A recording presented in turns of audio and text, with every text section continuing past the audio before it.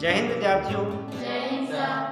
विद्यार्थियों, आज के इस कालखंड में हम कक्षा 11वीं अर्थशास्त्र विषय की लोक शिक्षण संचालनालय द्वारा जो प्रश्न बैंक जारी की गई है, इस प्रश्न बैंक में हमारी जो इकाई 4 है, कौन सी है? परिक्षेपण की माप, परिक्षेपण या अपकिरण की माप। इस इकाई से 3 अंक वाला एक प्रश्न अवश्य ही आने वाला है और यह प्रश्न आपका आंकिक प्रश्न के रूप में यानी सवाल के रूप में होगा। तो आज के इस कालखंड में हम परिक्षेपण की माप के अंतर्गत प्रमाप विचलन या मानक विचलन ज्ञात करना सीखेंगे। विद्यार्थियों, वीडियो में आगे बढ़ने से पहले आपसे आग्रह है, अगर अभी तक आपने हमारे चैनल को सब्सक्राइब नहीं किया है तो अवश्य ही सब्सक्राइब कर लीजिए, साथ ही बेल आइकन को भी क्लिक कर लीजिए जिससे कि आपको हमारे नए वीडियोस की नोटिफिकेशन प्राप्त होती रहे। तो आइए शुरू करते हैं। यहाँ पर हमने एक प्रश्न लिया हुआ है जो हमारी प्रश्न बैंक में दिया है। प्रश्न है, निम्नलिखित आंकड़ों से मानक विचलन की गणना कीजिए। मानक विचलन यानी प्रमाप विचलन, अंग्रेजी में इसको कहते हैं स्टैंडर्ड डेविएशन। क्या कहते हैं? Standard deviation. तो प्रमाप विचलन का यह सवाल है। आंकड़े दिए गए हैं। आय, कुछ श्रमिकों की यहाँ आय दी हुई है 5, 10, 15, 20, 25, 30, 35, 40 और श्रमिकों की संख्या दी हुई।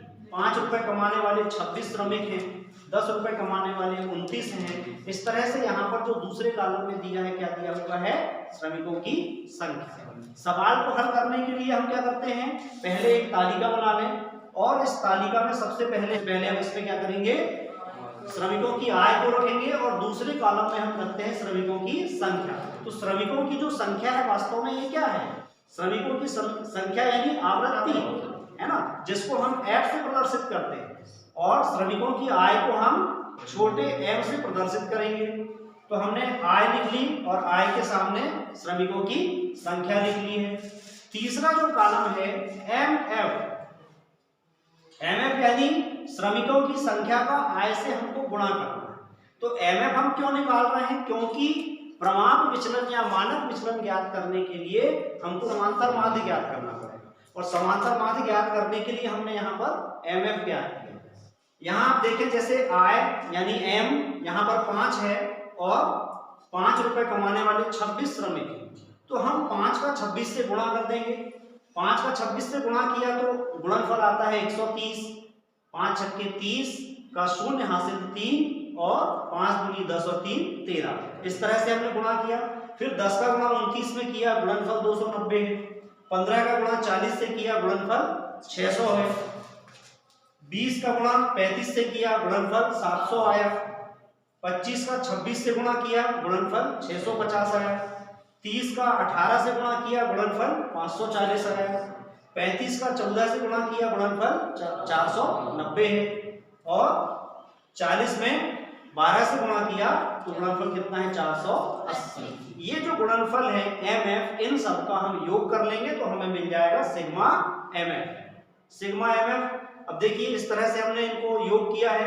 यहाँ पर इकाई में 0 है, 0 और इनको जोड़ दिया, दहाई को 3 और 9 12, 12 5 17, 17 4 21, 21 और 9 30, 30 और 8 38, 38 के 8 हासिल 3 को सैकड़े में जोड़ दिया, 3 और 1 4 और 2 6 और 6 12, 12 और 7 19, 19 और 6 25 और 5 30 और 4 34, 34 और 4 38। इस तरह से सिग्मा एमएफ क्या आ गया? 3880।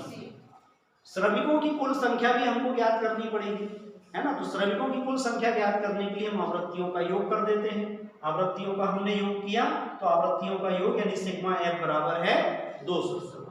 यानी ये जो आंकड़े हैं, इन आंकड़ों में कुल श्रमिक कितने हैं? 200। अब हम क्या ज्ञात करेंगे? समांतर माध्य ज्ञात करेंगे। समांतर माध्य यानी बार x बराबर सिग्मा mf के बटे सिग्मा f। इस सूत्र में मान रख करके और हम समांतर माध्य ज्ञात करेंगे। तो बार x बराबर 3880 के बटे 200। अब इसको विभाजित कर दिया, 0 से 0 विभाजित कर दिया और यहाँ 20 में 2 से भाग चला जाएगा और 388 में भी 2 से भाग चला जाएगा। तो हमने यहाँ पर 2 का भाग 388 में दिया तो 194 बार गया और 20 में 2 से भाग किया तो कितनी बार गया? 10 बार गया। अब यहाँ पर बार x बराबर 194 बटे 10 और 10 का भाग हमारे लिए 194 में करना ज़्यादा सरल होगा, है ना। तो 194 में 10 का भाग किया तो 12x बराबर आ गया 19.4। तो 19.4 क्या है? ये समांतर माध्य है। क्या है ये? समांतर माध्य। अब समांतर माध्य से हमको क्या ज्ञात करना है? विचलन ज्ञात करना है। जो चौथा कॉलम है वो क्या है? माध्य से विचलन, d बराबर m माइनस 12x। तो यहां पर आप देखें m अर्थात 5 और m माइनस 12x, यानी हम यहां पर क्या करेंगे? 5 में से 19.4 घटाकर लिखेंगे। अब 5 छोटी संख्या है, 19 बड़ी संख्या है, तो हम 19 में से 5 को घटाते हैं। कितना आएगा? 19 में से 5 घटाया तो 14.4। लेकिन ये संख्या कैसी होगी? ऋणात्मक होगी, क्योंकि हम छोटी संख्या से बड़ी संख्या को घटा रहे हैं। तो ये संख्या कैसी होगी? ऋण 14.4। तो हम ऐसा पूरा ना लिख करके यहां लिखते हैं ऋण 14.4। अब 10 से हमको 19.4 घटाना है, तो ये कितना आ जाएगा? 19 में से हम 10 घटा देंगे तो 9.4, ऋण 9.4। 15 में से 19.4 घटाना है, तो 19.4 में से आप 15 घटा दीजिए, कितना आएगा? 4.4। ठीक। अब 20 में से 19.4 आप घटाइए। 20 में से 19.4 घटाओगे, यहां देख लो आप, है ना। 20.0 में से आपको घटाना 19.4, तो यहाँ शून्य के माने 10, 10 में से 4 गया 6, यहाँ बचा 9, 9 में से 9 गया 0, 2 की जगह 1 बचा, 1 में से गया 0, तो कितना आ गया? 0.6। तो यहाँ पर हम लिखेंगे 0.6। चूंकि हमने बड़ी संख्या में से छोटी संख्या को घटाया है, तो ये विचलन कैसा आएगा? धनात्मक आएगा।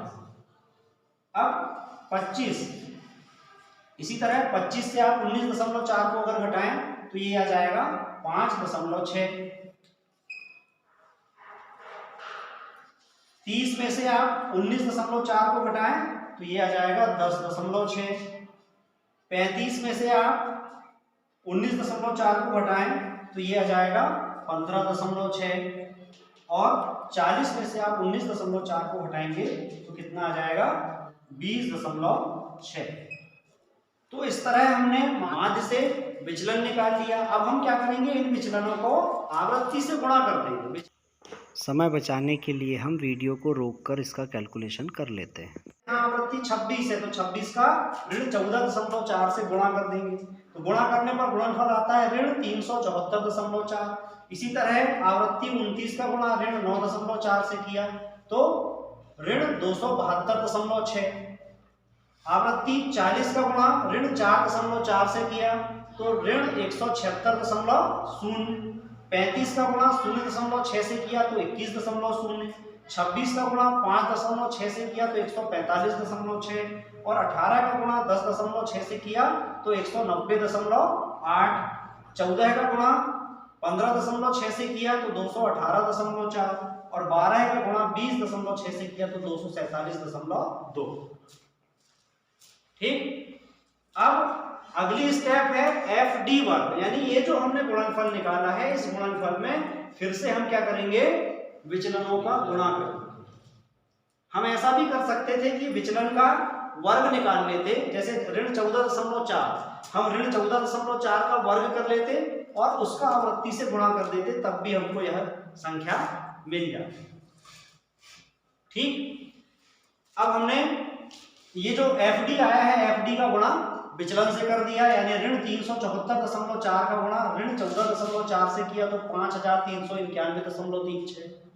ऋण 9.4 का गुणा ऋण 272.6 से किया तो 2562.44। ऋण 4.4 का गुणा ऋण 176.0 से किया तो 774.4। और 0.6 का गुणा 21.0 से किया तो 12.6। 5.6 का गुणा 145.6 से किया तो 815.36। 10.6 का गुणा 190.8 से किया तो 2022.48। और 15.6 का गुणा 218.4 से किया तो 3407.04। और 20.6 का गुणा 247.2 से किया तो 5292.32। थोड़ा लंबा कैलकुलेशन है, बगैर कैलकुलेटर के नहीं हो पाएगा, लेकिन आप घबराएं बिल्कुल नहीं, क्योंकि इस तरह की जो कठिन गणना वाले सवाल परीक्षा में नहीं आते। लेकिन चूंकि ये प्रश्न बैंक में दिया हुआ प्रश्न है, इसलिए हम इसको हल कर रहे हैं। हमको विधि पता होनी चाहिए, सवाल यही आएगा ऐसा कोई जरूरी नहीं है। किसी भी तरह का सवाल आए, अगर आपको विधि समझ में आ जाएगी तो आप आसानी से कर पाओगे, और इतना कठिन नहीं आएगा, आप बिल्कुल निश्चिंत, सरल सवाल। अब आपको क्या करना है, एफडी वर्ग का योग करना है। इस कॉलम में जितनी संख्याएं हैं सबका आप योग कर दीजिए, तो योग आया 20,078। कितना आया योग? 20,078। अब जो प्रमाण विचलन का सूत्र है, प्रमाण विचलन को हम एक छोटा सिग्मा बोलते हैं, इससे प्रदर्शित करते हैं। सिग्मा बराबर, ये छोटा सिग्मा है ना, बराबर अंडर रूट सिग्मा एफडी वर्ग के बटे एन। करनी के अंदर लिखना है सिग्मा एफडी वर्ग के बटे एन। तो यहाँ पर सिग्मा बराबर सिग्मा एफडी वर्ग कितना आ गया? 20,078 के बटे एन का मान 200। ठीक है, 200 का भाग 20,078 में दे दिए, तो ये कितनी बार गया? 100.39 बार।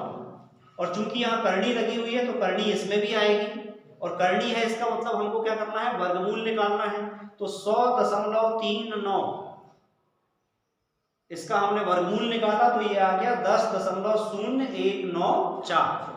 तो इस तरह से हम प्रमाण विचलन की गणना करते हैं।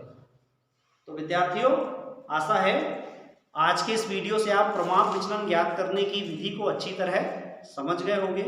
आपकी आगामी परीक्षा में प्रमाण विचलन से संबंधित एक प्रश्न अवश्य ही आएगा। हम पुनः आपसे आग्रह करते हैं, अगर आप चैनल पर नए हैं या पहली बार आए हैं तो चैनल को अवश्य ही सब्सक्राइब कर लीजिए, साथ ही बेल आइकन को भी क्लिक कर लीजिए, जिससे कि आपको हमारे नए वीडियोस की नोटिफिकेशन प्राप्त होती रहे। अगले वीडियो में हम इसी तरह और भी परीक्षा उपयोगी जानकारी प्रदान करेंगे। तब तक के लिए नमस्कार, जय हिंद।